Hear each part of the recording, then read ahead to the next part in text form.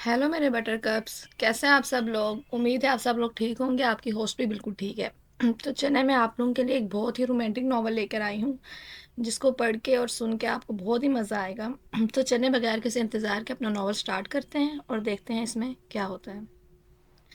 दुआ नहाकर अपने वॉशरूम से निकल कर आईने के सामने खड़ी हुई और अपना सरापा देखने लगी। उस पर बहुत खूबसूरत रूप आया था, और आता भी क्यों ना। कल वो मायूं बैठने वाली थी, उसकी ज़िंदगी में उसकी मोहब्बत शामिल होने वाली थी। इसी वजह से उसके चेहरे पर उसकी खिली खिली रंगत के साथ रोशन आंखें चार चांद लगा रही थी। उसकी खिली रंगत और चेहरे का निखार का राज ये था कि उसकी ज़िंदगी में उसकी मोहब्बत शामिल होकर इसकी ज़िंदगी को हसीन बनाने वाली थी। उसे अपना ये रूप देखकर काफ़ी अच्छा लगा था। उसके गीले रेशमी बालों से पानी के कतरे गिर रहे थे, जिसे सुखाने के लिए उसने बेड पर मौजूद तौलिया उठाया और अपने बालों पर बांध कर उन्हें खुश्क करने लगी कि इसी दौरान उसने आईने के अक्स से देखा। उसके कमरे में एक अजनबी तेजी से दाखिल होकर दरवाजा बंद करके उसकी जानिब बढ़ा। वो किसी अजनबी के अपने कमरे में इस कदर बेधड़क अंदाज में दाखिल होने के लिए खुद को जहनी तौर पर तैयार न कर सकी, और उसने फौरन से अपने दुपट्टे की तलाश में इधर उधर नजर दौड़ाई। बेड पर वो उसे पड़ा नजर आया तो फौरन से उठाकर अपने सरापे पर फैला लिया। उससे पहले कि वो घूरती आंखों के साथ उस अजनबी से सवाल करती, इस अजनबी ने आगे बढ़कर उसके मुंह पे हाथ रखा और कहने लगा, खुदा के लिए मोहतरमा शोर मत कीजिएगा, पहले मेरी बात सुनिए, इसके बाद ही कुछ कहिएगा। मैं इस हवेली में मेहमान बनकर आया हूँ। मुझे इस वक्त आपकी बेहद ज़रूरत है। खुदारा मेरी मदद फरमाए। अजनबी ने उसके कान के करीब सरगोशी की तो वो उसकी गिरफ्त में मचलने लगी। उसे इस अजनबी का ये अंदाज बिल्कुल भी पसंद ना आया, और उस अजनबी ने जैसे ही अपना हाथ उसके मुंह से हटाया, वो बोल पड़ी, कौन है आप और यहाँ क्या कर रहे हैं? आपकी हिम्मत कैसे हुई मेरे कमरे में आने की? उसने गरजदार आवाज में कहते हुए उसे कीना तोज निगाहों से देखा। वो किसी अजनबी के यूं उसके कमरे में अचानक दाखिल होने पर बुरी तरह घबरा गई, लेकिन खुद पर काबू पाते हुए उसने पूछा, बजाय ये कि वो अजनबी शर्मिंदा होता, वो आराम से उसके बेड पर बैठकर उसे देखने लगा और कहने लगा, मुझे अपनी एक ज़रूरी मीटिंग के लिए निकलना है। आप मुझे कुछ वक्त दे दीजिए, मैं यहाँ से निकलना चाहता हूँ। इस सिलसिले में मेरी मदद फरमाइए। ठहर ठहर कर कहते हुए मैं उसे देखने लगा। वो 6 फुट से लंबा का खूबसूरत चेहरा, गंदमी रंगत, सलीके से सर पे बंधे बाल और पुरअसरार मुस्कुराहट से उसे देखकर उसकी मदद तलब करने लगा। क्यों, यहाँ आपको किसी ने कैद कर लिया है क्या, जो आपको निकलने के लिए मेरी मदद की जरूरत पड़ रही है? उसे इस अजनबी का अंदाज बिल्कुल भी पसंद ना आया था, इसीलिए वो अपने दिल में उसके लिए कोई नरमी पैदा ना कर सकी। देखें, आहिस्ता बात करें। इसने अपनी नाक पर उंगली रखते हुए उसे आहिस्ता बोलने का कहा तो दुआ फट पड़ी। ये ख्याल आपको मेरे कमरे में आने से पहले आना चाहिए था। किसी अजनबी के कमरे में इस तरह दाखिल होकर फिर उसे कहते हैं कि शोर भी ना किया जाए। वो शदीद खौफ का शिकार थी और उसे देखकर घबरा रही थी कि अगर किसी ने उसे इसके कमरे में देख लिया तो ना जाने क्या तूफान मच जाएगा। देखे, मैं यहाँ शादी अटेंड करने आया था। मुझे 5 मिनट दीजिए, मैं आपके कमरे में नहा धोकर चुपके से मीटिंग के लिए निकल जाऊंगा। किसी को पता भी नहीं चलेगा। अगर किसी को पता चल गया तो ये लोग मुझे यहाँ से जाने नहीं देंगे। मुझे क्या पता था कि कल मुर्तसिम का मायों है, उन्होंने मुझे यहाँ ठहरा लिया है। इतने दिन मैं यहाँ नहीं ठहर सकता, मेरे बिजनेस को बहुत नुकसान हो जाएगा। कहते साथ ही उसने जैसे ही अपनी घड़ी में वक्त देखा चाहा जो उसकी कलाई में बंधी हुई थी। घड़ी पर दुआ की नजर भी पड़ी और उसकी आंखें हैरत से फैलती गई। ये घड़ी आपके पास क्या कर रही है? उसने कुछ भी सोचे समझे बगैर उसका हाथ अपनी तरफ खींचकर उस घड़ी को बगौर देखा। ये मेरे लिए बहुत कीमती है। इस अजनबी ने एकदम से अपना हाथ झटक कर उसके हाथ से छुड़ाया और दुआ बिल्कुल खामोश सी होकर रह गई। ये घड़ी तो उसने इससे पहले कि वो ख्यालों में ही गुम रहती, उस अजनबी ने अपना हाथ में पकड़ा छोटा सा बैग दुआ की तरफ बढ़ाया। ये क्या है? दुआ ने आईब्रो इकट्ठे करते हुए उससे पूछा। ये मेरा छोटा सा बैग है, इसमें मेरी एक शर्ट और पैंट है।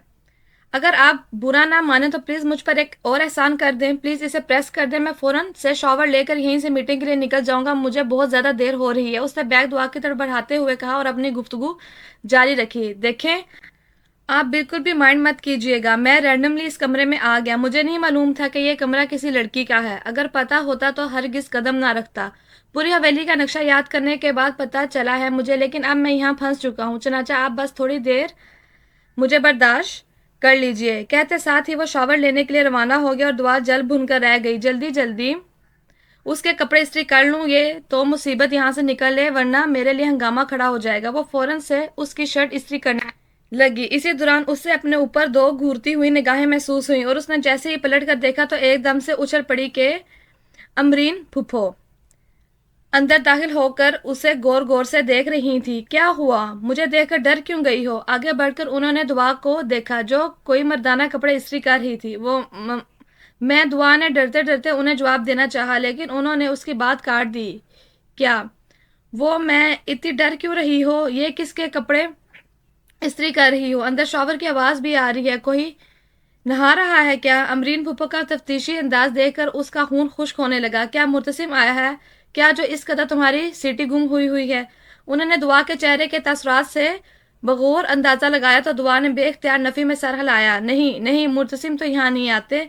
उसने अपनी नजर नीचे कर ली कि कहीं अमरीन फूफो उसकी नजरों का कुछ और ही मफहूम ना निकाल बैठे। हाँ, मुर्तसिम तो यहाँ नहीं आ सकता, तुम्हारे होने वाला शोर है ना। तो फिर अंदर कौन है और ये कपड़े किसके इस्त्री कर रही हो? उसका सवाल जूं का तू मौजूद था और दुआ का ब्लड प्रेशर लो होने लगा। दुआ को उन पर किसी पुलिस अफसर का गुमान होने लगा जो हर हाल में अपने जवाब चाहती थी। देखो, तुम कुछ छुपा रही हो, तुम्हारे चेहरे से अंदाजा लगा चुकी हूँ मैं। उन्होंने कड़ी नजरों से उसे देखते कहा तो दुआ की आंखों में परेशानी उभरने लगी। कुछ तो छुपा रही हो, मुझे सच बताओ। अगर नहीं बताओगी तो मुझे सच उगलवाना आता है। उन्होंने एकदम से दुआ का हाथ मरोड़ा और उसके बाल अपनी मुट्ठी में पकड़कर जोर से दबोचने लगी। दुआ इस वक्त अपने जालिम फुप्पो को आंसू भरी निगाहों से देख रही थी। इसी दौरान वॉशरूम का दरवाजा खुला और वह अजनबी बाहर निकल आए, जिसने दुआ के टॉवल से अपना जिस्म ढांपा हुआ था। उसका कसरता जिस्म नुमाया हो रहा था। अमरीन फुप्पो ने यह देखा तो मुंह पर हाथ रखकर कहने लगी, अस्तगफिरुल्लाह अस्तगफिरुल्लाह, क्या देखने को मिल रहा है? मैं तुम्हें क्या समझती थी और तुम क्या निकली? भरपूर आवाज में चीखते हुए उन्होंने कहा और दुआ को लताड़ने लगी। नाम तुम्हारा दुआ है और काम तुम्हारे बदुआओं वाले हैं। हम सब के नीचे तुम ये खेल रचा रही हो, तुम्हें शर्म नहीं आती? अस्तगफिरुल्लाह अस्तगफिरुल्लाह। भाईजान देखे। इसी दौरान सुरैया बेगम भी वहां से गुजर रही थी तो अमरीन फुप्पा की आवाज सुनकर वो भी कमरे में आई और वहां का मंजर देखकर उन्होंने भी अपने मुंह पर हाथ रख लिया। दुआ का तो दिल जैसे किसी ने मुट्ठी में ले लिया और वो अजनबी बीच कमरे में खड़ा ये सोचता रहा कि आखिर इन सब को हुआ क्या है और ये औरत क्यों तमाम लोगों को जमा कर रही है। यहाँ तक कि कमरा लोगों से भर गया। 7 से 8 नफूस कमरे में जमा थे और दुआ की तरफ झपटी हुई निगाहों से देख रहे थे। अमरीन फुप्पा ने दुआ पर इंतहाई कड़े इल्जाम लगाए थे और वही हुआ था जिसका दुआ को डर था। उसकी जिंदगी में तूफान आ गया था। भाईजान, आपको पता भी है कि आपकी बेटी यहाँ क्या गुल खिला रही है? मैंने तो सारा मंजर खुद अपनी आंखों से देखा है और वहां मौजूद तमाम लोगों ने देखा था। वो शख्स वाकई गुस्सा करके निकला था जिसकी वजह अमरीन फुप्पा ने दुआ को बनाकर इजाद कर ली थी। दुआ चुपचाप उन्हें अपनी जात पर कीचड़ उछालता देखती रही। वो उसके किरदार को गंदा कह रही थी, दागदार कर रही थी और वो बेबस और मजबूर थी, कुछ भी नहीं कर पा रही थी। मैंने 5 घंटे पहले इस लड़के को इसके कमरे में जाते देखा और अब जो मंजर देख रही हूं तो तोबा तोबा कर रही हूँ। ऐसी लड़कियां पैदा होने से पहले मर क्यों नहीं जाती? तुझे जरा भी सब्र ना आया? तूने शादी से पहले ही अपना अरमान पूरा कर लिया। पहले उबल रही थी तेरी जवानी। अगर इतनी जवानी सर चढ़कर बोल रही थी तो ब्याह देते इससे पहले ही किसी और के साथ। कहते साथ ही अमरीन फुप्पो ने एक बार फिर से उसके बाल जोर से पकड़े और एक शनाटेदार थप्पड़ उसे रसीद किया कि वो पूरी जान से हिलकर रह गई और फौरन से उसने मुतसिम की तरफ नजरें कर दी, लेकिन वहां भी उसे नफरत, हकारत, जिल्लत जैसे कई जज्बे नजर आ रहे थे। उनमें मोहब्बत कहीं भी नहीं थी, बस नफरत ही नफरत मौजूद थी। मुतसिम ने उसके दिफा में एक लफ्ज भी नहीं कहा था। उसकी तरफ क्या देख रही हो? वो भी तुम्हारी हकीकत अपनी आंखों से देख चुका है। अब तुम किस चीज को झुठला रही हो? मुझे तो पहले तुम्हारे किरदार पर शक था। तुम मेरे बेटे को मगरमच्छ के आंसू बहाकर बेवकूफ बना सकती हो पर मुझे नहीं। और आज सब कुछ हकीकत में बदल गया है कि मेरा शक तुम पर बिल्कुल सही था। तुम्हें जरा शर्म नहीं आई हवेली की इज्जत को मिट्टी में मिलाते हुए? इस शहरी बाबू को देखकर अंदाजा लगा चुकी हूं मैं कि यह सब कुछ तुम्हारा सोचा समझा मंसूबा था। तुमने एक तरफ मेरे बेटे को बसाया और दूसरी तरफ ये रंगेलियां मना रही हो। तुम्हें शर्म आनी चाहिए और शर्म से डूब मरना चाहिए। तुम्हारे नापाक कदमों की यहाँ मेरी हवेली में कोई जगह नहीं है। दुआ के आंसू आंखों से लड़क लड़क कर गालों पर बहने लगे। वो बिल्कुल खामोश हो गई। उसका ज़हन माउफ होने लगा और अमरीन फुप्पा की बातें उसे किसी चाबक की मानित अपने जिस्म पर महसूस हो रही थी। तमाम लोग अमरीन फुप्पा की बातों पर खामोश थे, लेकिन सुरैया बेगम अब मजीद खामोश ना रह सकी। आपा, ये आप क्या कह रही हैं? आपके पास क्या सबूत है कि आप मेरी बेटी पर बदकिरदारी और बदचलन होने का इल्जाम लगा रही हैं? उन्होंने आगे बढ़कर उनसे सवाल किया तो अमरीन बेगम फट पड़ी। तो आप क्या मुझे झूठा कह रही हैं? अमरीन बेगम ने कड़े तेवरों से सुरैया बेगम को देखा तो वो फौरन سے بول پڑی، نہ میری بیٹی اس لڑکے کو جانتی ہے نہ میں نے تو اسے پہلی بار یہاں اس حویلی میں دیکھا ہے، آپ کس طرح میری بیٹی پر الزامات عائد کر سکتی ہیں؟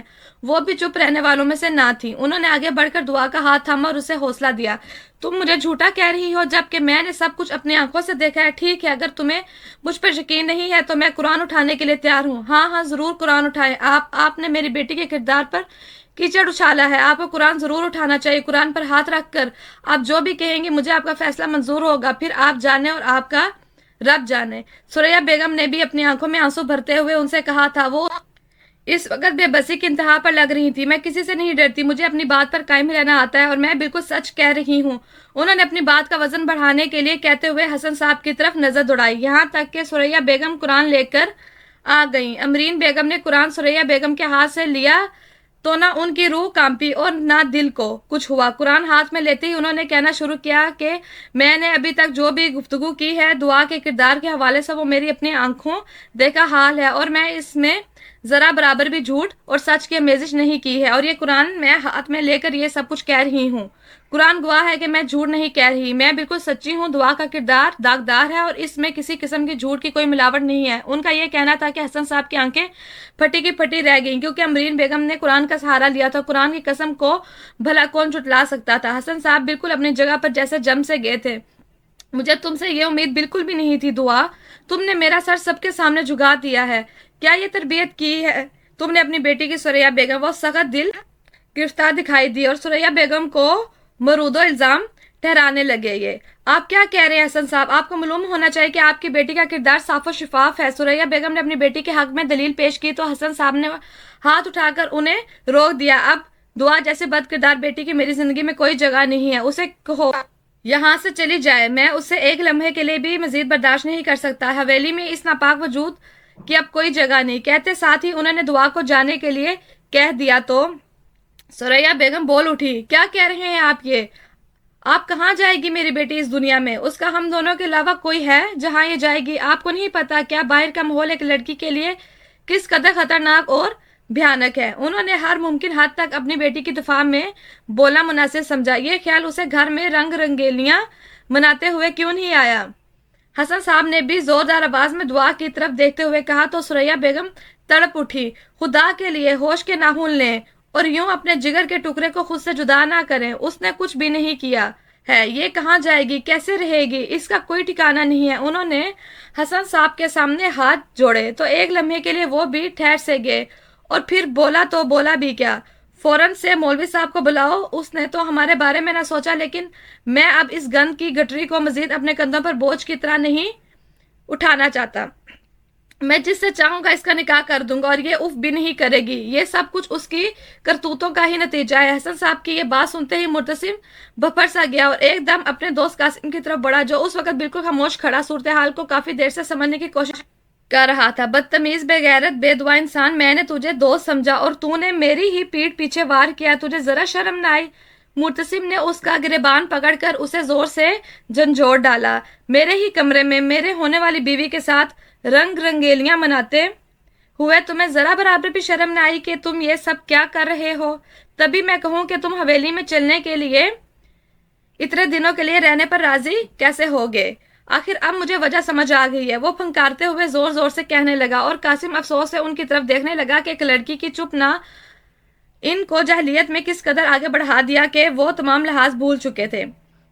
اسی دوران مولوی صاحب کے آنے کا شور بج اٹھا اور امرین بیگم تقریباً گھسیٹتے ہوئے دعا کو وہاں سے لے گئی، ایک دم سے صوفے پر پٹک دیا۔ مولوی صاحب نے اپنا خطبہ شروع کیا، دعا بنت جہانگیر، کیا آپ کو قاسم سے یہ نکاح قبول ہے؟ دعا نے ڈبڈبائی آنکھوں سے پہلے مولوی صاحب کی طرف اور پھر اپنی والدہ کی طرف دیکھا، جو منہ پر ہاتھ رکھ کے بے تحاشا رو رہی تھی۔ قبول ہے۔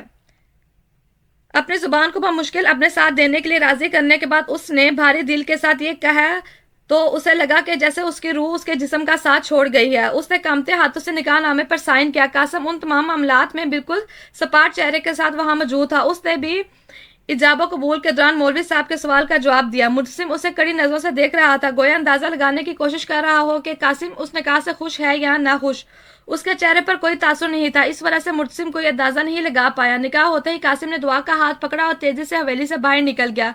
उसे कतन भी अंदाजा नहीं था कि जिस शादी में शिरकत के लिए वो यहाँ आएगा वो उसी की शादी के मातम में बदल जाएगी और उसका बिजनेस ट्रिप तो अधूरा रह ही जाएगा, लेकिन उसकी जिंदगी में एक बड़ी तब्दीली आ जाएगी। उन्हीं सोचों में घर उसने दुआ का हाथ पकड़ा और घर से बाहर निकल गया। दुआ ने एक नजर पलट कर इस हवेली पर डाली जिसने स्वाय रसवाई के उसकी गोद में और कुछ न डाला, और दूसरे ही लम्हे उसने निगाहें फेर ली के बड़ी बेआबरू होकर वो इस हवेली से निकल रही थी। जहां तक कि कासिम ने गाड़ी का दरवाजा खोल कर उसे बिठाया और गाड़ी ड्राइव करके हवेली से दूर सड़क पर ले आया। उसने एक नजर दुआ पर डाली तो ऐसा लग रहा था कि जैसे वो जिंदा लाश बन गई है और आंसू उसकी आंखों में जम गए हैं। वो खला में घूर रही है और न जाने उसके ज़हन में क्या चल रहा था। दूसरी तरफ दुआ का गाड़ी में बैठते ही दिल जोर जोर से धड़कने लगा और वो सोचने लगी कि कासिम को क्या महसूस हो रहा होगा। उसे तो अपनी सफाई का मौका ही ना मिला। दुआ इस वक्त भी अपने बारे में नहीं सोच रही थी कि किस तरह बेआबरू होकर वो हवेली से निकाली गई। वो एक नाजुक दिल की लड़की थी जो खुद मुसीबत गिरफ्तार होने के बावजूद भी इस वक्त कासिम के हवाले से परेशान थी कि न जाने उस पर क्या गुजरी होगी और उसके क्या जज्बात होंगे। वो गाहे बगाहे उस पर नजर डाल लेते, उसके चेहरे की खूबसूरती, उसके स्पाट तासुरात, ये सब मिलकर उसकी शख्सियत में हुस्न पैदा कर रहे थे। गहरी स्याह आंखें इस बात की गवाही दे रही थी कि वह मजबूत शख्सियत का मालिक है और उसे इस हादसे ने मुतासिर तो किया है, लेकिन वो अपने जज्बात को काबू पाने में कामयाब हो गया है। दुआ की नजरें उसकी आंखों से होती हुई उसके चौड़े शानों पर पड़ी और फिर फिसल कर उसकी मजबूत कलाई पर बंदी घड़ी पर जम गई। एकदम से उसके ज़हन में झमाका हुआ और उसने सोचा कि अब इसके पास मौका है, वो कासिम से जरूर सवाल कर सकती है। क्या मैं आपसे एक सवाल कर सकती हूँ? उसने डरते डरते घबराए लहजे में कासिम से पूछा तो उसने अपनी गर्दन घुमाकर उसे देखा। कहो, क्या कहना है? उस वक्त भी उसके तासुरात बिल्कुल सपाट थे। बिल्कुल बेतासुर मैं पूछ सकती हूँ, ये घड़ी आपके पास क्या कर रही है? इसके सवाल पर कासिम ने एकदम से नजरें घड़ी की तरफ की और फिर दोबारा सामने की तरफ नजरें मरकूज कर दी। ये घड़ी ही तो है। उसने कहा कि पीछे अगर ये घड़ी ना होती तो मैं तुमसे कभी भी निकाह ना करता। कासिम ने इस हकीकत उसके सामने रखी तो वो उसे देखकर रह गई। ये घड़ी तो मैंने खुद। दुआ ने बेचैन होकर उसे जैसे ही वो बात बतानी चाहिए तो कासिम ने उसकी बात काट दी। मैं सारी हकीकत जानता हूँ। इस घड़ी के पीछे क्या अवामिल कार फरमा है। तुम्हें कह तो रहा हूँ, अगर ये घड़ी ना होती तो आज तुम यहाँ मेरे पहलू में ना बैठी होती। वो हनूज नजर सामने किए हुए था। क्या मतलब है आपका? मेरी जिंदगी में तूफान लाने वाले आप ही हैं। आप मेरे कमरे में ना आते, ना मुझ पर यह मुसीबत टूट पड़ती, मेरे किरदार पर उंगलियां उठती, ना मुझे घर से बेघर किया जाता। आप ही तो हैं जिनकी वजह से मुझ पर ये सारे अल्जामात लगे हैं। तो फिर अब इस बात का क्या मतलब है कि ये घड़ी ना होती तो मैं तुमसे निकाह भी ना करता? ना चाहते हुए भी दुआ की होंठों पर शिकायत आ चुकी थी। वो अब इससे जवाब चाहती थी। पहेलियां बुझवा बुझवा कर थक चुकी थी। देखो, ऐसी बात नहीं है, निकाह तो फिर भी करना ही पड़ता। तो फिर आप ऐसा क्यों कह रहे हैं? और इस घड़ी की हकीकत क्या है? वो दिलचस्पी से उससे पूछने लगी। अगर मैं तुम्हारे कमरे में ना आता तब भी तुम्हारी जिंदगी में तूफान तो जरूर आता। और जहां तक बात इस घड़ी की है तो इस घड़ी की हकीकत जानने के लिए तुम्हें मेरी तरफ की कहानी सुननी पड़ेगी और उसके लिए तुम्हें मेरी एक बात माननी पड़ेगी। वो ठहर ठहर कर उसे कहने लगा। वो क्या? मुझे आपकी क्या बात माननी पड़ेगी?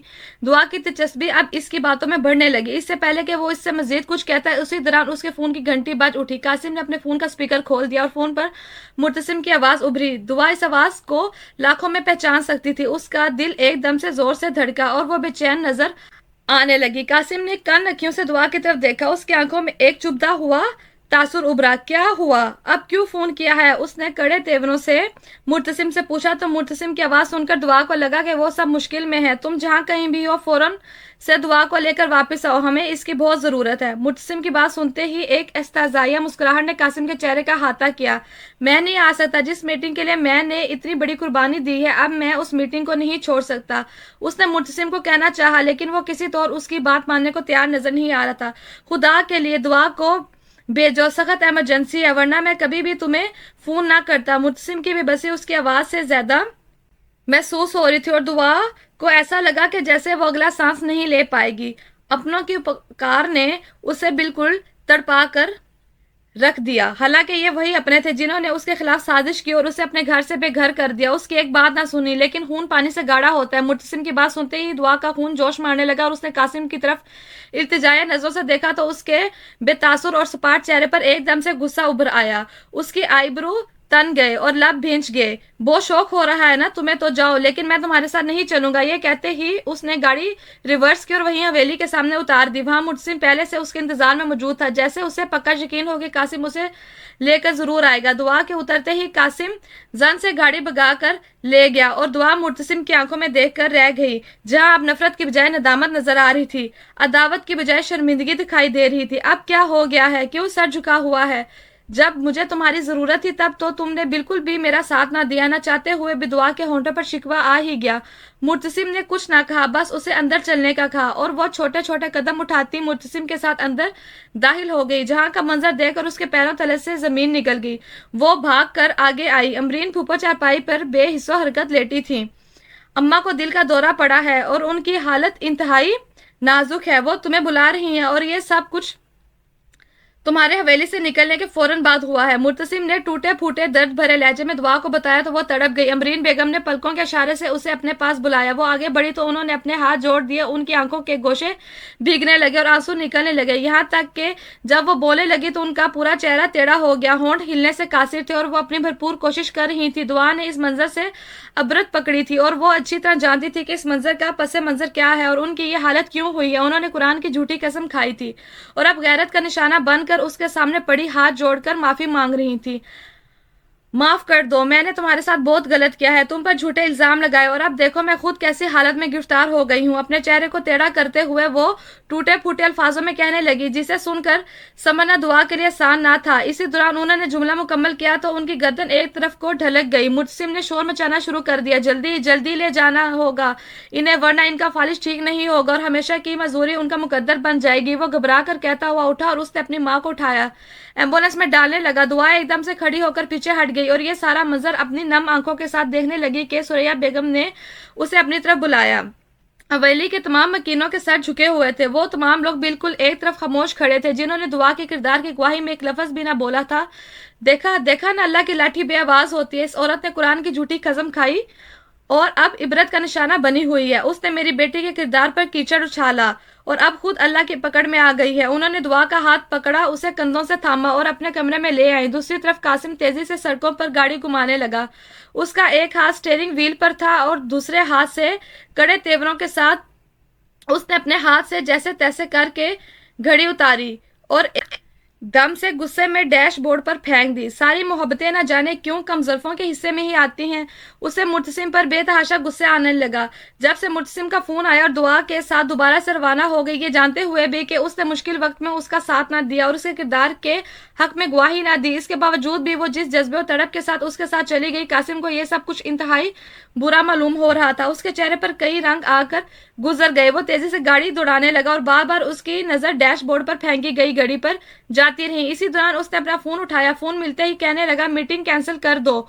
वो ऐसा ही था, एकदम से बहुत बड़े फैसले लेने वाला। हालांकि ये वही मीटिंग थी जिसके लिए उसने इतना कुछ किया था, यहाँ तक कि अपनी इमरजेंसी में शादी भी कर ली थी और किसी को कुछ भी ना कहा था। और अब जब एकदम से फोन आने पर मुर्तसिम के साथ चली गई तो उसका दिमाग माउफ होने लगा। उसने एकदम से गाड़ी रोक दी और दरवाजा खोलकर बाहर आ गया। गाड़ी से टेक लगाकर सीने पर बाजू लेटे खला में घूरने लगा। दूसरी ही लम्हे उसने अपनी जेब से सिगरेट का पैकेट निकाला, लाइटर से जलाकर आहिस्ता आहिस्ता कश लेने लगा। अब वो थोड़ा पुरसुकून हुआ तो उसके दिमाग ने यह सोचना शुरू कर दिया कि वो दुआ की जिंदगी के मुतालिक कितना कसूरवार है। क्या ये सब उसकी खामोशी से हुआ था या इत्तेफाक से? वो उसके कमरे में जा पहुंचा था, तभी उन पर इल्जाम लगा गया। वो वाकई में दुआ की जिंदगी बर्बाद होने का जिम्मेदार था। वो सोच कर रह गया था। रात के 1 बज रहे थे। मुर्तसिम अपने बिस्तर पर करवटें बदल रहा था। उसे नींद नहीं आ रही थी और नींद भी कैसे आती कि इस वाकये को 7 दिन गुजर चुके थे। उसकी माँ फालिज का शिकार होकर बिस्तर पर पड़ चुकी थी और उसकी जिंदगी बर्बाद हो चुकी थी। लेकिन सच तो यह था कि वो दुआ को एक लम्हे के लिए भी अपनी जिंदगी से नहीं निकाल सका। वो उस वक्त अपनी माँ की नफरत के बहकावे में आ गया और अब उसे दुआ को खोने का खमियाजा भुगतना पड़ रहा था। यहाँ तक कि जब बेचैनी हद से बढ़ गई तो वो एकदम से अपने पलंग पर उठकर बैठ गया और जग में से पानी निकालकर गिलास से पीने लगा। तबीयत कदर बेहतर हुई और बेचैनी को थोड़ा आराम आया तो कुछ सोचकर उसने अपने कदम दुआ के कमरे की तरफ बढ़ा दिए। दुआ इस वक्त अपने बिस्तर पर लेटी खलाओं में घूर रही थी। जिंदगी ने उसे किस नहज पर लाकर खड़ा कर दिया था। वो सोच ही ना सकी थी, ना कभी उसने ये गुमान किया था कि एक दिन उसकी जिंदगी में ऐसा वक्त आएगा वो दो कश्तियों के मुसाफिर बनकर रह जाएगी। एक तरफ उसकी मोहब्बत उसका मुर्तसिम था जिसने उसे उसके बुरे वक्त में छोड़ दिया, और दूसरी तरफ कासिम था जो उसके लिए बिल्कुल अजनबी था, लेकिन उसने उसे उसके बुरे वक्त में ना छोड़ा, यहाँ तक कि उसके किरदार पर दाग लगने की वजह से उसने निकाह भी कर लिया। वो नहीं सोचों में गुम थी कि एक चौंक उठी, दरवाजा बजा था और दरवाजे से अंदर आता वजूद दिखाई देने के बाद वो पलंग पर उठ बैठी। आप यहाँ क्या कर रहे हैं? मुर्तसिम को वहां मौजूद देखकर उसकी आंखें हैरत से फैल गई थी। उसकी नजरों में अब नफरत नहीं थी, अदावत नहीं थी, बल्कि मोहब्बत का ठाठे मारता समंदर था, और शायद नदामत थी, दुआ को खो देने की नदामत जो पल पल उसके वजूद को बेचैन कर रही थी। वो उसे अपनी नजरों के भरपूर हसार में लेते हुए आगे बढ़ा। ये सवाल तुम इस वक्त कासिम से पूछ लेती तो आज हम यूं एक दूसरे से बेगाना ना होते। उसने इस बार भी इल्जाम दुआ को ही देना चाहा। दुआ इसकी बात पर तड़प उठी। आप अभी भी मुझे ही मरूदा इल्जाम ठहरा रहे हैं, ये जानते हुए भी कि मैं उस अजनबी को नहीं जानती थी जो अब मेरा शोहर बन चुका है। दुआ ने उसे हकीकत से आश्कार किया तो वो बुरी तरह बेचैन होकर आगे बढ़ा और उसके मुंह पर हाथ रख दिया। खुदा के लिए ऐसा ना कहो, मैं अब भी तुमसे मोहब्बत करता हूँ। भूल गई क्या सारी दुनिया से लड़कर तुम्हें अपनाया, तुमसे मंगनी की, तुमसे दस्तबरदार नहीं हो सकता। इसकी आंखों में नमी झलकने लगी तो दुआ ने उसका हाथ हटाया। हकीकत यही है कि अब मैं कासिम की बीवी हूँ और आपको इस वक्त यहाँ नहीं होना चाहिए। वक्त बदल गया है, हालात बदल गए हैं, अब कुछ भी नहीं हो सकता। दुआ ने ठहर ठहर कर उसे हकीकत से रोशनास करवाना चाहा, जो कि वो भूल कर उसके कमरे में चला आया था। उसकी बात सुनकर वो खतरनाक तेवरों से आगे बढ़ा। उसने दुआ की कलाई एकदम से अपनी मजबूत गिरफ्त में लिया। दुआ उसकी आंखों में देखकर एक लम्हे के लिए तड़प उठी। वो अच्छी तरह जान गई थी कि इस वक्त उसके तेवर बिल्कुल भी ठीक नहीं है और वो अपने हवास में नहीं लग रहा। औरत के अंदर अल्लाह ताला ने कुदरती सेंसर लगा रखे होते हैं जो मर्द की बदलती नजरों को अच्छी तरह पहचान लेती है और जान लेती है कि मर्द की नीयत ठीक नहीं है। इस वक्त दुआ ने भी मुर्तसिम की आंखों में देखकर ऐसा ही महसूस किया था। उसका लम्स उसके लिए एकदम से अजनबी हो गया था क्योंकि वो कासिम के निकाह में थी। एक वक्त वो भी था जब उसका लम्स उसे बेपनाह खुशी देता और उसके दिल को धड़काए रखता, लेकिन आज जिस तरह उसने उसके हाथ को अपनी गिरफ्त में लेकर छुआ था, उसे महसूस करते ही दुआ को एक करंट सा लगा था। क्या कह रही हो? आइंदा अपने मुंह से दोबारा ये लफ्ज ना निकालना। वो तुमसे निकाह तो कर चुका है, लेकिन मेरी जैसी मोहब्बत तुमसे नहीं कर सकेगा। तुम मेरी हो, मेरी ही रहोगी। उसके अल्फाज दुआ पर बिजली गिरा रहे थे और आंखें में मौजूद चमक एक अजीब ही किस्म की बेचैनी उसके पूरे वजूद में पैदा कर रही थी। अब आप मुझे इस तरह नहीं छू सकते। मैं आपके निकाह में नहीं हूँ, मेरा निकाह हो चुका है और मैं कासिम की बीवी हूँ। खुदा के लिए यहाँ से चले जाइए।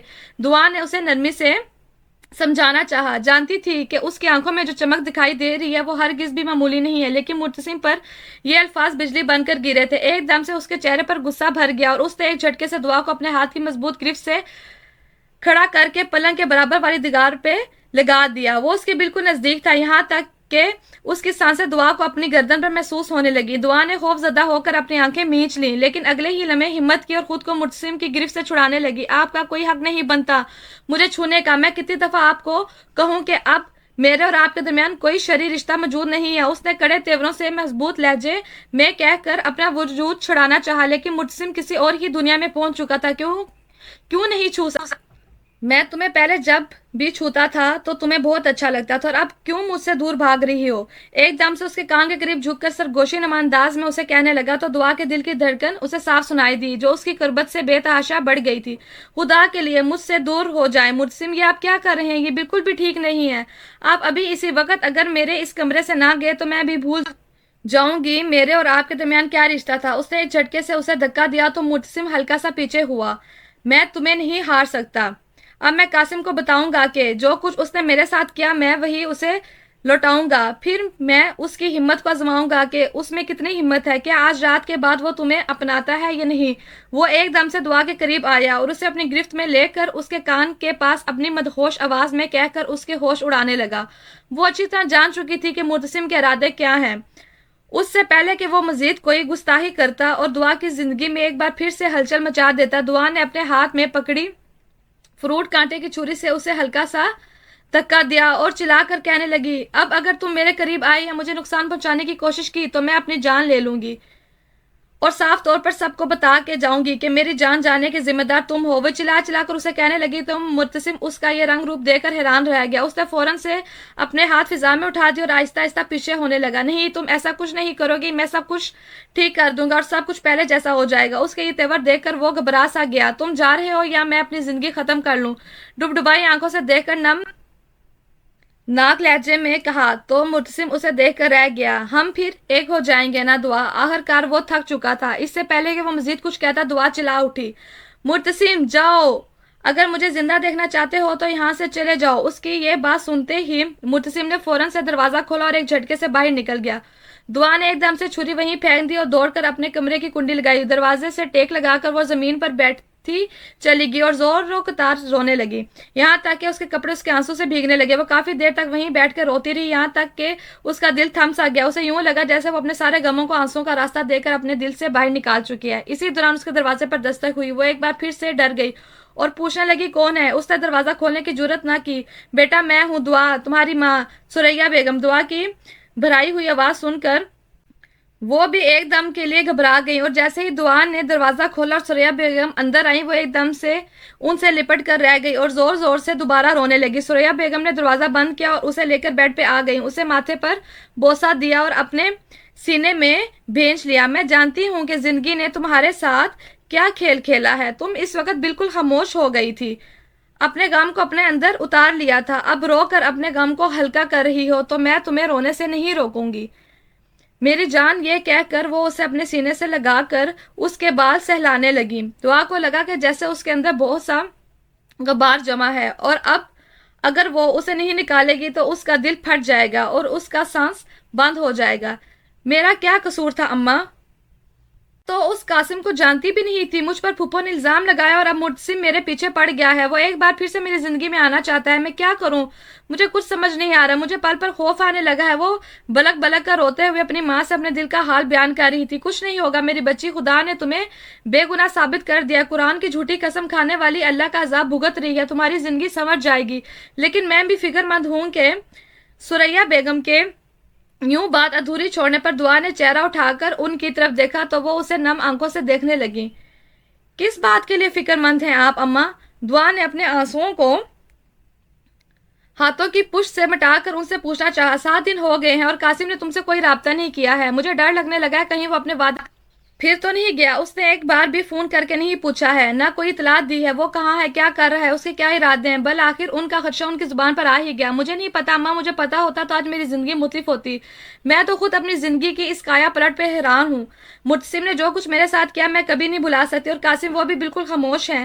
میں آج تک اپنا قصور تلاش کرتی رہ گئی ہوں، زندگی ایک دم سے اجنبی لگنے لگی، ایسا لگتا ہے کہ جیسے سب کچھ تہس نہس ہو گیا ہے، سب کچھ برباد ہو گیا ہے اور میں خاموشی سے اپنی بربادی ہوتے دیکھ رہی ہوں۔ دعا نے پھر سے اپنی والدہ کے کندھے پر سر رکھ کر اپنی بات کہی کہ ثریا بیگم تڑپ کر رہ گئی۔ امبرین بیگم نے تمہارے ساتھ بہت غلط کیا، ان کے ساتھ بھی غلط ہوا، لیکن تمہاری زندگی تو ہوا میں مولک ہو کر رہ گئی ہے۔ میری دعا ہے کہ قاسم تم سے رابطہ کرے اور تمہیں اپنے گھر کی زینت بنانے کے لیے رخصت کرا کر لے جائے۔ میں تمہیں اسی طرح روتا ہوا تڑپتا ہوا نہیں دیکھ سکتی، میں ہر لمحے خدا سے یہی دعا کرتی ہوں کہ میری زندگی میں میری بیٹی کی خوشیاں دیکھ لوں اور اسے اپنے گھر میں ہنستا بستا قائم ہوتا دیکھوں، تب ہی مجھے سکون آئے گا۔ انہوں نے اس کا چہرہ اپنے ہاتھوں میں بھر کر ماتھے پر بوسہ دیا تو دعا کو ایک سکون اترا ہوا محسوس ہوا۔ اب مجھے بس اس پل کا انتظار ہے کہ کب قاسم تمہیں لینے آئے اور اپنی دلہن بنا کر یہاں سے لے جائے۔ خدا تمہارے نصیب اچھے کرے اور تمہاری زندگی میں خوشیاں بھر دے۔ اس کے سر پر شفقت سے ہاتھ رکھ کر اس کا غم دور کرنے لگی، حالانکہ ان کا دل مختلف قسم کے اندیشوں سے بھرا ہوا تھا۔ وہ جانتی تھیں کہ قاسم ان کی بیٹی کو قبول کرے گا یا نہیں، دعا کو رخصت کروانے کے لیے وہ اسے لینے آئے گا یا بھول جائے گا کہ اس نے کسی سے نکاح کیا ہے۔ دعا کی زندگی پر ایک بہت بڑا سوالیہ نشان تھا، وہ سوالیہ نشان ثریا بیگم کو واضح طور پر نظر آ رہا تھا۔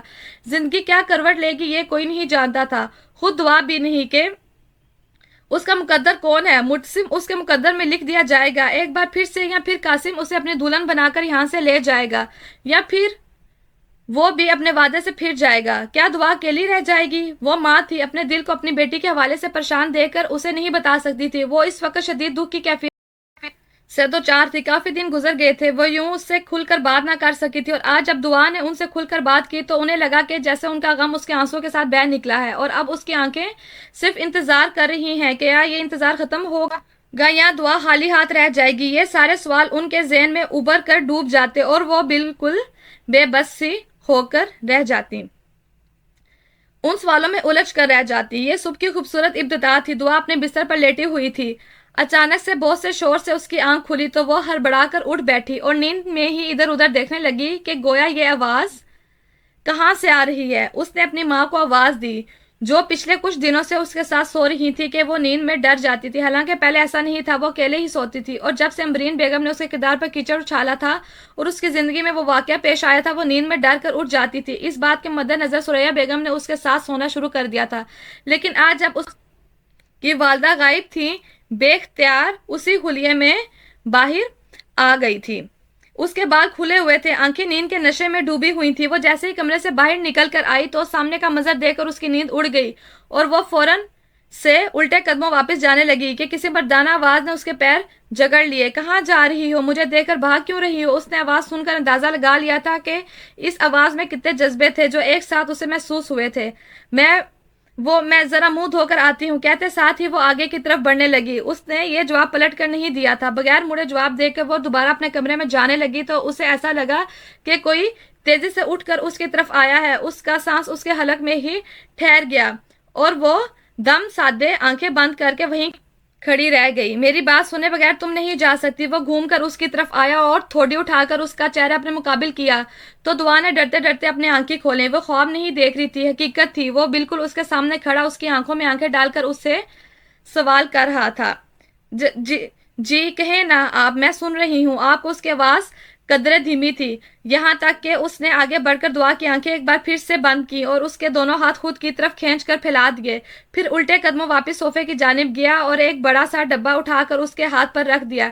डब्बे के बोझ से दुआ के हाथ नीचे गिरने लगे तो उस मर्दाना वजाहत के शाहकार ने उसके हाथों को सहारा दिया। दुआ ने डरते डरते एक बार फिर से आंखें खोली और नजर झुका ली। हाथ में मौजूद डब्बे को देखकर उसको हैरत सी हुई और अगले ही लम्हे वो अपने कमरे में दौड़कर बंद हो गई। वो बेयकीनी से बार बार डब्बे पर हाथ फेरती रही और गाहे बगाहे बंद दरवाजे पर नजर दौड़ाती रही, कहीं वो दरवाजे के इस पार भी ना आ जाए। उसने जैसे ही डब्बा खोला तो एक तहरीर उसके हाथों में मौजूद थी। तुम्हारा इंतजार खत्म हुआ, तैयार हो जाओ, मैं तुम्हें लेने आया हूँ। ये तहरीर पढ़ते ही उसके हाथों के तोते उड़ गए और वो काफी देर बेयकीनी की कैफियत में वहीं बैठी रह गई कि जब अचानक उसके कमरे का दरवाजा खुला और सुरैया बेगम अंदर आई। उनके चेहरे पर बेपनाह खुशी मौजूद थी और वो चहक रही थी, खिल रही थी। उन्होंने आगे बढ़कर दुआ के हाथ से डब्बा लिया, उसे गले लगाया, उसके माथे पर बोसा दिया और कहने लगी, तुम्हारा इंतजार खत्म हुआ है मेरी जान। आजमाइश अब दोबारा नहीं आएगी, सब कुछ अच्छा हो जाएगा। जल्दी से तैयार हो जाओ, तुम्हारा मजाजी खुदा तुम्हारे लिए बाहर तुम्हारा इंतजार कर रहा है और तुम्हारा बाराती बनकर तुम्हें लेने आया है। ये सुनते ही दुआ पहली बार भरपूर अंदाज में मुस्कुराई। उसकी पलकें लरस कर झुक गई और वह बेचैनी से हाथ मरोड़ लगी। बाद में शर्मा लेना, पहले तैयार हो जाओ, वो बेचारा सुबह से तुम्हारे उठने का इंतजार कर रहा है। घड़ी देखी है तुमने? आज तुमने उठने में 12 बजा दिए हैं। 8 बजे से वहां बैठकर वो मैडम की आंखें खुलने का इंतजार कर रहा था। क्या वो चले गए हैं? ये इंकशाफ सुनते ही उसने बेचैनी से सवाल किया, जो सुरैया बेगम मुस्कुरा कर रह गई। हाँ चला गया है, लेकिन वापस आ रहा है, थोड़ा ही वक्त है, जल्दी से तैयार हो जाओ। ये कहते ही उन्होंने उसे खड़ा किया और गुसल खाने में धकेल दिया। थोड़ी ही देर बाद जब वो वापस निकली तो उसने खूबसूरत से सुर्ख जोड़े में अफसर लग रही थी। उसकी खूबसूरती में उस सुर्ख जोड़े ने 4 चांद लगा दिए। उसने अपने रेशमी बाल बांधकर दुपट्टा सर पर जमाया, हल्का फुल्का मेकअप किया और आईने में तनकीदी नजरों से खुद को देखने लगी। पहली बार उसे अपना आप अच्छा लगा, यहाँ तक कि उसने चारों जानिब गोल गोल घूम कर अपनी खुशी का इजहार किया। सुरैया बेगम ने उसे जेवरात पहनाए और उससे लेकर हवेली के मरकजी हाल में आ गई, जहाँ ढोल की थाप पर रक्स हो रहा था। हवेली को बहुत अच्छे से सजाया गया था। ये सब कब हुआ है? वो हैरानी से पूरी हवेली को सजा हुआ देखने लगी। जगह जगह बरकी कमकमे लगे हुए थे, फूलों से खूबसूरत और बेहतरीन सजावट की गई थी। ये सब तुम्हारे मजाजी खुदा ने किया है। कल रात को ही वो यहाँ आ गया था। हम सब ने इतने मुख्तसर वक्त में तुम्हारी रुखसती के लिए इंतजाम किए हैं। सच में खुदा जो कुछ करता है अच्छे के लिए ही करता है। तुम्हारे नसीब बहुत अच्छे हैं। कासिम को देखकर मैं बुला शुबा ये अल्फाज कह सकती हूँ, सुरैया बेगम ने दुआ से कहा। वो जेम गई और शर्मा कर अपनी पलकें झुका ली। इसी दौरान शोर मच उठा, बारात आ गई, बारात आ गई। हवेली के वो तमाम नफूस जो उस अंदेशे के जेरे तहत थे कि न जाने دعا کو لے جانے کے لیے بارات آئے گی یا نہیں آئے گی، اس گھر سے رخصت ہوگی یا نہیں، دعا کی قسمت کا بدلے گی یا نہیں، اس کا مجازی خدا اسے اپنے ساتھ لے جانے کے لیے آئے گا یہ نہیں، یوں ہی سب کے سامنے دکھاوے کے لیے نکاح کر کے چھوڑ گیا ہے۔ آج ان سب کو ان کے سوالوں کا جواب مل گیا تھا۔ قاسم بارات لے کر اس کی دہلیز پر موجود تھا۔ دعا نے پلکیں اٹھا کر اسے دیکھا تو وہ گہری نظروں سے اسی کی طرف دیکھ رہا تھا، اور جیسے ہی ان دونوں کی نظریں ملی دعا کا دل تیزی سے دھڑک اٹھا۔ اس نے فوراً سے نظر جھکا لی۔ اب وہ آہستہ آہستہ تمام لوگوں کے رش میں آگے بڑھنے لگا تھا۔ پیسے اچھالے جا رہے تھے، مٹھائی کھلائی جا رہی تھی، دودھ پلائی کی رسم ہوئی، اور اس کے بعد وہ اس کے پہلو میں لا کر بٹھا دیا گیا۔ مولوی صاحب وہاں موجود تھے۔ ایک بار پھر سے ان کے نکاح پڑھایا گیا۔ قاسم ولد ولی یار، کیا آپ کو دعا بنت جہانگیر سے نکاح قبول ہے؟ قاسم نے مولوی صاحب کے جواب پر ایک بھر پور نظر دعا پر ڈالی۔ اس نظر میں محبت کے علاوہ کچھ بھی نہ تھا۔ دل و جان سے قبول ہے۔ اس کی یہ بات سن کر حویلی میں شور گونج اٹھا، اور دعا خود میں سمٹ کر رہ گئی۔ بھرپور مسکراہٹ اس کے چہرے کی زینت بن کر ابھرنے لگی، اور اس مسکراہٹ کو قاسم نے اپنے دل میں اتار لیا۔ دعا سے بھی یہی پوچھا گیا تو اس نے اس بات میں سر ہلا کر اپنی رضامندی اور خوشی سے ایک دوسرے کو اپنے نکاح میں قبول کر چکے تھے۔ دعا نے جیسے ہی دعا کے لیے ہاتھ اٹھائے اور سامنے نظر پڑی تو یہ دیکھ کر حیران رہ گئی کہ مرتسم بھی اس دعا میں موجود تھا۔ اس کے چہرے پر کوئی تاثر نہیں تھا، البتہ کچھ کھو جانے کا غم اس کے چہرے پر نمایاں تھا۔ امرین بیگم کو ویل چیئر پر انہی کے برابر میں بٹھایا گیا تھا۔ انہوں نے اپنے کامتے ہوئے ہاتھ فضا میں بلند کیے اور دعا کو مبارکباد اشارے سے دی گئی، گویا کہہ رہی ہوں کہ جانے انجانے میں نے جو الزام تم پر لگایا اس کے نتیجے میں ایک بہترین ہیرا تمہاری زندگی میں لکھ دیا گیا ہے۔ دعا نے پلکوں کو ہم دے کر ان کو مبارکباد قبول کی۔ تھوڑی ہی دیر بعد رخصتی کا شور گونج اٹھا۔ سوریا بیگم کے گلے لگ کر دعا رونے لگی تو قاسم نے اس کے کان کے قریب سرگوشی کی، مت رو دعا، تمہارے آنسو میرے دل پر گرتے ہیں، مجھے تکلیف ہوتی ہے۔ قاسم کی اس قدر محبت بھری سرگوشی سن کر وہ رونا بھول گئی اور ہنسنے لگی، یہاں تک کہ ان دونوں کی رخصتی ہو گئی۔ تمام لوگ اس کی قسمت دیکھ کر اس پر رشک کرنے لگے کہ اتنا بڑا بزنس مین جس کی گاڑیوں کی ایک لمبی قطار حویلی کے باہر موجود تھی اور دعا کو رخصت کروانے کے لیے وہ آیا تھا۔ ایک طرف تو وہ مردانہ وجاہت کا شاہکار تھا کہ تمام نظریں اسی پر اٹھی ہوئی تھی اور دعا کی قسمت پر رشک کیا جا رہا تھا، دوسری طرف اس کی دولت اس کی خوبصورتی میں چار چاند لگا رہی تھی۔ لیکن قاسم دعا کے چہرے کو تک رہا تھا۔ تم سے بڑھ کر کوئی دولت آج میرے پاس موجود نہیں ہے، اس نے دل ہی دل میں سوچا، اور گاڑی میں دعا کو بٹھانے کے بعد گاڑی کو اپنے گھر کی طرف جانے والے راستے پر ڈال دیا۔ کیا سوچ رہی ہو؟ اتنی چپ چپ کیوں ہو؟ دعا جو شرم کے مارے نظر جھکائے ہوئے تھے، قاسم کے سوال پر چونک کر اسے دیکھا نہیں۔ کچھ بھی تو نہیں، بس سب کچھ بہت بدلا سا لگ رہا ہے۔ اس کے جملوں سے اندازہ ہو رہا تھا کہ وہ کس قدر خوش ہے۔ تمہیں لگا تھا میں تمہیں رخصت کروانے نہیں آؤں گا؟ وہ سوال اس کے زبان پر آ ہی گیا جو وہ اس سے پوچھنا چاہ رہا تھا۔ نہیں، میرا دل پر یقین تھا، مجھے پوری امید تھی کہ آپ ضرور آئیں گے، کیونکہ تم نے کیا؟ قاسم نے ایک دم سے گاڑی روک کر اس کی آنکھوں میں جذب سے دیکھا تو دعا نے پلکیں جھکا لی۔ میں نے گھڑی کی حقیقت معلوم کر لی اور مجھے پتا چل گیا کہ آپ کو مرتسم کی دی گئی میری گھڑی کی چوائس اتنی اچھی لگی کہ آپ خود بخود میرے طرف مائل ہو گئے۔ حالانکہ آپ نے مجھے دیکھا نہیں تھا، لیکن مرتسم نے مجھے یہ بتایا تھا کہ قاسم کو تمہاری چوائس بہت اچھی لگی تھی، اور وہ کہتا ہے کہ جس کی چوائس اچھی ہو وہ خود بھی بہترین انسان ہوتا ہے۔ تب سے میں نے جان لیا تھا کہ جانے انجانے میں مرتسم کی باتوں نے آپ کے دل میں میرے لیے جگہ بنا دی تھی، دعا نے ٹھہر ٹھہر کر کہا تو قاسم کے چہرے پر بھرپور مسکراہٹ نے ڈیرے جمائے۔ میں کبھی سوچ بھی نہیں سکتا تھا کہ جس لڑکی کی چوائس کو میں نے سراہا وہ میری زندگی میں شامل ہو جائے گی، اور تم بالکل ٹھیک کہتی ہو، میں ایک عجیب انسان ہوں، میں لوگوں کو ان کی چوائس پر پرکھتا ہوں، اور جب مجھے نکاح کے دوران پتا چلا کہ تم ہی دعا ہو، بس یہی وجہ تھی کہ میں کسی کو اپنی صفائی پیش نہ کر سکا۔ ویسے بھی قاسم کسی کو اپنی صفائی پیش نہیں کیا کرتا۔ اس نے اپنی نظریں سامنے کی جانب مرکوز کر دی۔ لیکن اس وقت تو آپ یہی کہہ رہے ہیں، دعا نے شرارت بھرے لہجے میں کہا تو قاسم نے اپنی زبان دانتوں کے تلے دبا لی۔